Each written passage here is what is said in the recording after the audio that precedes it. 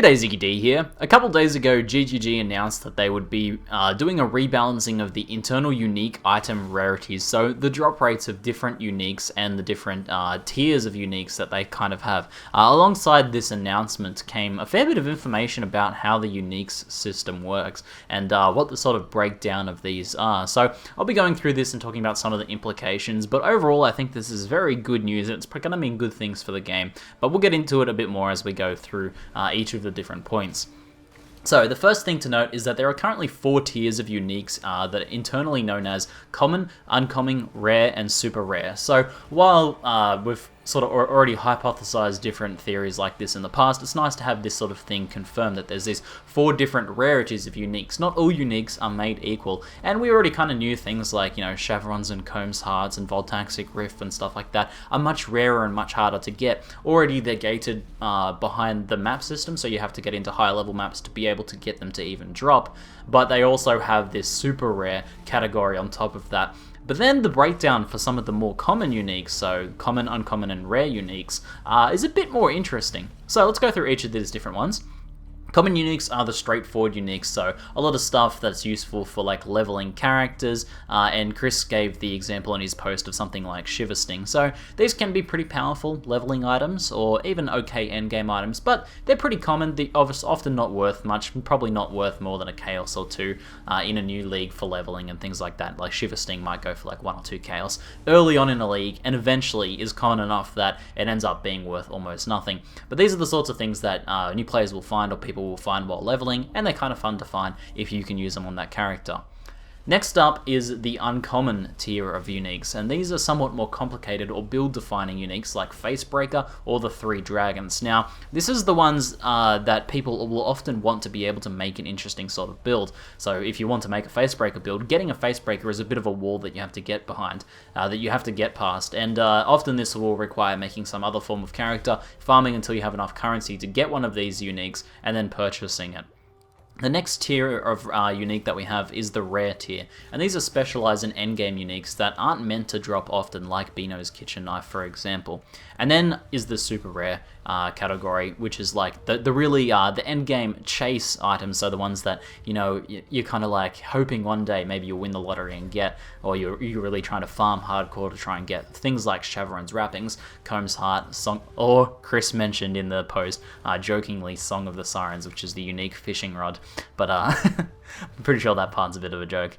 But so these guys being super rare, things like Koam's heart and stuff like that, Voltaxic Rift, this is good for the game. It's good to have these chase uniques that people really have something like a really long-term goal to pursue towards, and most players probably will never see one of these drop.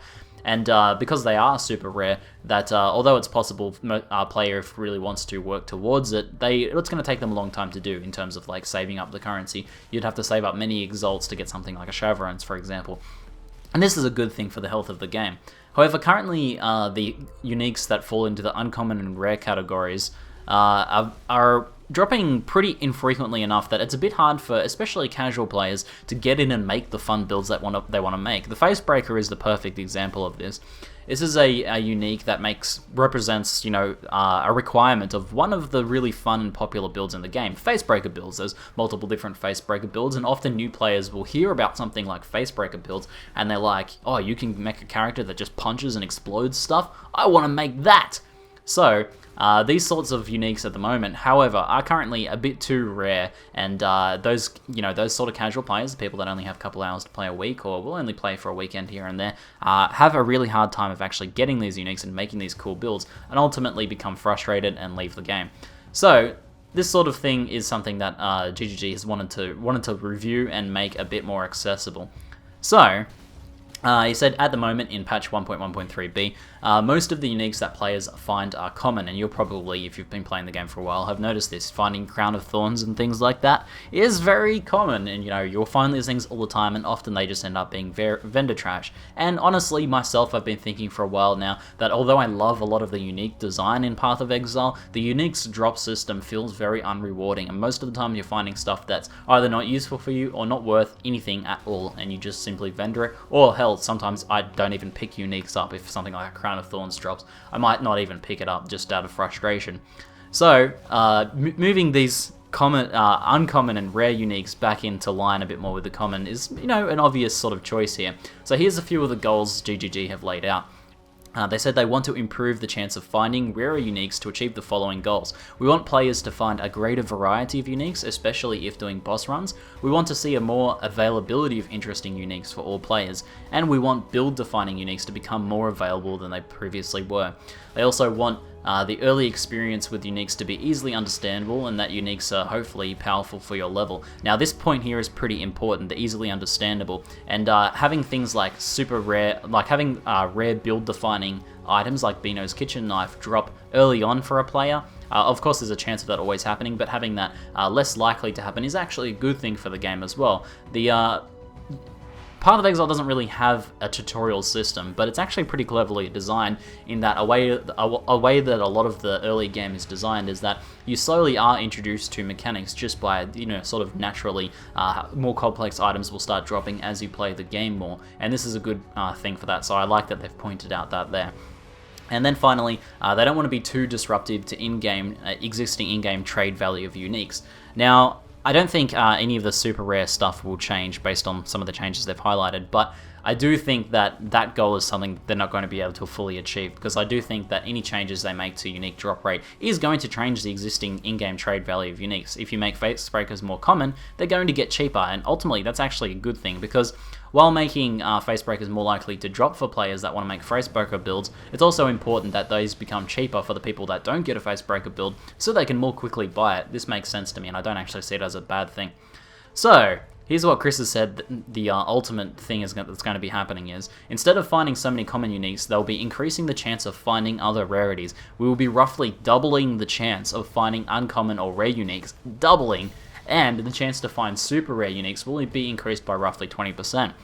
Now, the doubling of uncommon and rare uniques is going to make a big difference.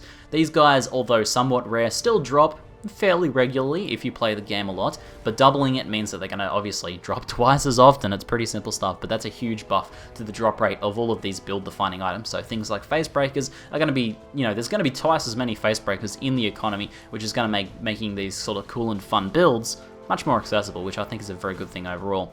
Now, the change to super rare uniques increasing the drop rate by 20%, I don't think is a big deal. These things have something like a 0.001% chance of dropping, and adding 20% to that just makes them a 0.0012% chance of dropping. Like, it's a very small increase, but it still does mean that there's going to be 20% more of those guys in the economy in the long run, which is going to reduce prices a bit. And this is probably a good thing. Even someone like myself who plays all the time I never really hope to have enough currency to purchase something like a Voltaxic Rift unless I really go hardcore in a 4-month character explicitly going towards that Voltaxic Rift. And I guess I'm kind of casual in that. That's not the way I usually play. I'll usually make a character, play it for something like 2 months, get it to, you know, the high 80s or something like that, be satisfied with my build, and then move on to a new character. So decreasing the cost, essentially, of these items by something like 20%, which that may or may not happen depending on demand, it will be a good thing for players like myself, you know, like the more casual of the hardcore players. But it's also going to be, I don't think it's going to be to the detriment of people that have worked very hard for these items in the past. Like, it's not a huge change overall. So they also said they're going to be re-evaluating the rarity tiers of our uniques to make sure they fit within the above rules. So that is, if things are currently in the common category that actually are kind of build defining or a bit complex, then they'll be moved up to uncommon, and vice versa. So things that are kind of in the uncommon or rare category that actually aren't all that exciting or are just, you know, pretty simple items, they'll get moved down to common, and, you know, vice versa. So I think that's also a very good thing that they're going to be readjusting this. So this is overall fantastic news. You should be super hyped about this.